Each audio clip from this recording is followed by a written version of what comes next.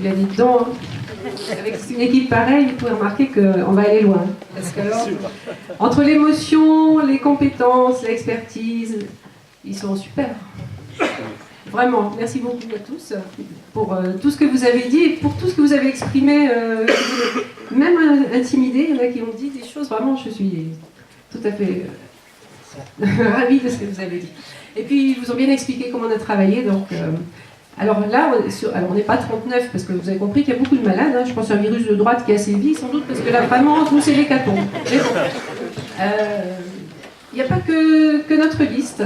Il y a tous les gens qui participent aussi à l'organisation, qui ne sont pas sur la liste, qui participent, qui tractent, qui collent, qui font les marchés, qui sont partout dans la ville. Donc, il y en a qui sont là, et je veux les remercier aussi, bien sûr. Et puis, je veux remercier Mireille aussi.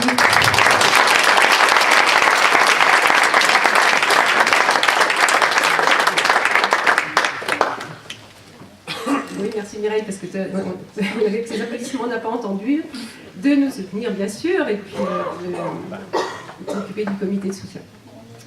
Et donc, bien sûr, l'essentiel vient d'être dit par mes colistiers. Ils nous ont présenté vraiment un ensemble de domaines qui les a intéressés, de domaines sur lesquels on va intervenir. Je me réjouis de toute la richesse de tout ce qu'ils ont dit. Quand on avait présenté les vœux, le 21 janvier, j'avais dit, pardon de citer mes propres mots, notre force et notre humanité. Et on a vu, par tout ce qui a été dit, que c'est la richesse et la diversité qui confirment cette phrase.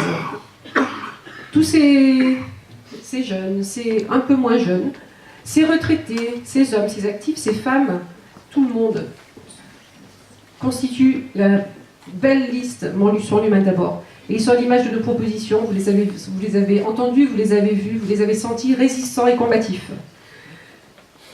Résistants et combatifs contre l'austérité, qui écrase bien sûr partout les peuples en Europe, qui fait des ravages en France, en particulier dans les régions et les territoires fragilisés comme le nôtre.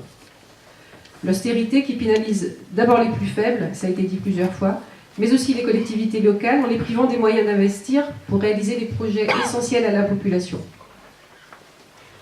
Je le dis, et je continuerai à le dire, et nous continuerons tous ensemble à le dire, en accordant votre confiance aux femmes et aux hommes qui m'entourent, vous dites non à l'austérité, et par voie de conséquence, vous dites non à la précarité. Mais vous dites oui à l'emploi, oui au droit fondamental de chaque être humain à vivre à l'endroit qu'il choisit dans des conditions décentes, oui au droit des jeunes Montluçonnais à construire leur vie dans la région où ils sont nés ou qu'ils ont choisi d'investir. Notre liste, Montluçon l'humain d'abord, est donc résistante et combative et va proposer des solutions novatrices. Elle va bousculer la donne. Vous l'avez déjà remarqué, nos propositions génèrent un intérêt manifeste à l'image du débat sur l'instauration d'espaces de gratuité pour les premiers mètres cubes d'eau nécessaires à la vie, débat qui portait aussi sur la gratuité des transports urbains dans l'agglomération. Ce débat d'une exceptionnelle qualité nous a permis de montrer par l'exemple que nos propositions sont justes, que nos propositions sont réalistes. Nous recevions Gabriel Amar, ancien maire de Viry-Châtillon et président de la communauté d'agglomération les Lacs de l'Essonne, qui a instauré cette gratuité dans son agglomération, qui nous a démontré, point par point, comment c'était réalisable. Et il partait même de plus loin, puisque eux devaient passer d'abord au service public. Si c'est possible chez eux, c'est possible chez nous, et on va le faire. Concernant le projet d'instaurer la gratuité des transports urbains, on a souvent parlé d'Aubagne, parce que c'est la ville qui a beaucoup communiqué dessus, et parce qu'elle a été précurseur dans ce domaine. Mais ça s'est passé dans de nombreuses autres villes, dans des dizaines d'agglomérations. Et on a parlé l'autre jour, lors du débat, de Châteauroux, puisque c'est assez proche de nous, c'est une ville qui pourrait être comparée à la nôtre. Bien que UMP, le maire a décidé de mettre en place cette mesure. C'est possible à Châteauroux, c'est possible à Montluçon, on a commencé à travailler, on a démontré que c'est faisable. Toutes ces mesures sont réalistes, sont réalisables. Nous avons pris l'engagement de les faire, nous les appliquerons, et je le redirai tout à l'heure, sans augmenter bien sûr les charges financières pour les Montluçonnais. Nous serons également résistants et combatifs pour mettre en déroute ceux que j'avais qualifiés précédemment d'armées de résignés, mais armées de résignés sans imagination, sans proposition, sans présence, sans futur. Ceux qui disent toujours non, et nous, on veut toujours crier oui, oui et encore oui. Résistants et combatifs, nous le serons dans le domaine de la santé, parce que pour nous tous de la liste, les 39 de la liste Montluçon l'humain d'abord, l'abandon de l'hôpital public, ça suffit. La santé, ça n'a pas de prix. Et à ce sujet, comme nous l'avons fait avec Gabriel Amar sur la gratuité de l'eau, nous allons organiser la semaine prochaine, le 27 février, un débat auquel bien sûr vous êtes invités. Et nous rencontrerons Patrick Pellou, médecin urgentiste, qui viendra nous parler de l'hôpital, mais pas uniquement. Bien sûr, nous parlerons, au cours de cette réunion extrêmement importante, de la mise en place, comment on peut mettre en place les centres de santé.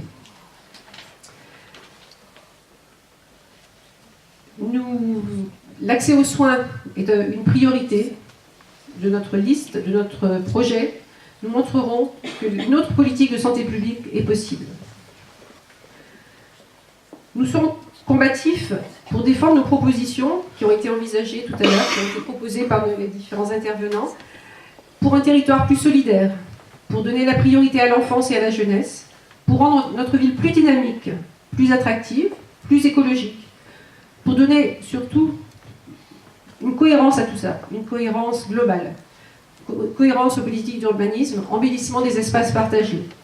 Nous voulons reconstruire une ville ouverte à la culture, une ville où le sport est accessible à tous, une ville plus citoyenne et plus respectueuse de la diversité. Chers amis, notre projet est riche. Alors, certains aspects ont été abordés, mais il est tellement riche que là, on est en train de rédiger le document de synthèse et nos rédacteurs s'arrachent les cheveux parce que tellement il y a d'éléments. Alors, il va falloir qu'on sélectionne certains d'entre eux, mais il y en aura beaucoup plus qu'on mettra à votre disposition par ailleurs. Ce projet, ce n'est pas le mien. On a expliqué comment il avait été construit. Ce projet, donc ce n'est pas non plus celui de la liste, c'est la liste qu'il portera, mais ce projet, il a été construit avec les Montluçonnais depuis plusieurs mois. Nous avons mené des ateliers, nous avons beaucoup rencontré les Montluçonnaises, les Montluçonnais. Donc ce projet est fait par les Montluçonnais et il est fait pour les Montluçonnais. Je veux dire enfin que nous serons résistants et combatifs face à celles et ceux qui voudraient tuer l'espoir en attaquant la crédibilité ou le coût de ces propositions. Avec les élus issus de la liste Montluçon l'humain d'abord, il n'y aura pas, je le répète, d'augmentation d'impôts pour les ménages ces 6 prochaines années. Actuellement, les ressources financières de la collectivité sont mal utilisées, soit parce que les projets sont inadaptés, il en a été cité un certain nombre tout à l'heure, soit parce que l'on fait appel à des grands groupes privés qui réalisent des marges honteuses sur le dos des citoyens.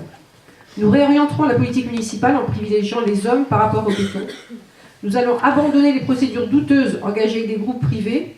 On peut penser à la cité administrative et Bouygues, procédure régulièrement dénoncée par la Cour des comptes. Nous optimiserons la gestion de l'argent public. Par exemple, l'aide à Montluçon Viande de 870 000 €, avec le résultat que l'on connaît, la fermeture, représente l'équivalent d'une année de transport gratuit. Comment financer? Voilà, comment financer. Au final, je le répète, il n'y aura pas d'augmentation des impôts locaux. Enfin, naturellement, nous continuons et nous continuerons à travailler dans la concertation. Nous avons comme prochaine rencontre les syndicats, le 5 mars, des personnes intervenant dans la formation professionnelle, également le 5 mars, les retraités, le 12 mars, d'autres rendez-vous sur sollicitation des associations, les porte-à-porte, les marchés, des réunions entre nous, beaucoup, et la présentation du projet que nous avons construit ensemble et que nous ferons vivre ensemble. Chers amis, je termine par où j'ai commencé et par où tout le monde a dit. Notre force, c'est notre humanité. Merci.